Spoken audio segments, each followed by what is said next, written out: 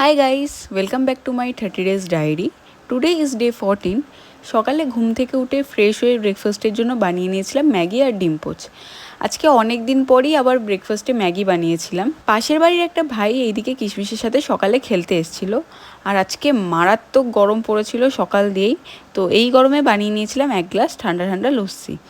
সকাল দিয়ে সেরকম কোনো কাজই ছিল না, দুপুর হতে স্নান করে বসে পড়েছিলাম লাঞ্চ নিয়ে। আর আজকেই লাঞ্চে ছিল ভাত, চিচিঙ্গে আর মাছের ডিম দিয়ে চচ্চড়ি টাইপের একটা কিছু, তারপর ছিল মাছ ভাজা, আমের ডাল আর পটল ভাজা। লাঞ্চ কমপ্লিট করেই গেছিলাম দিদির বাড়িতে।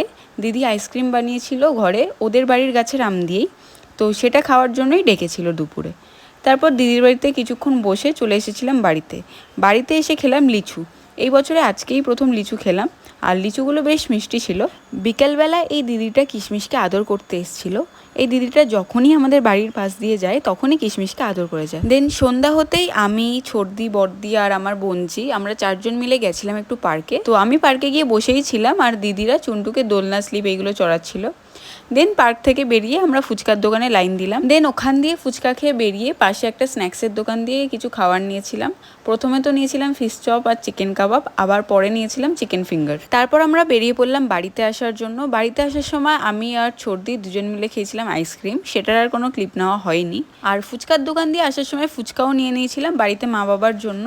আর আজকে রাতে আমি আর ডিনারে কিছু খাইনি, কারণ সন্ধ্যা দিয়ে আজকে অনেক কিছুই খাওয়া দাওয়া হয়ে গেছে। So yeah, that's for today, by.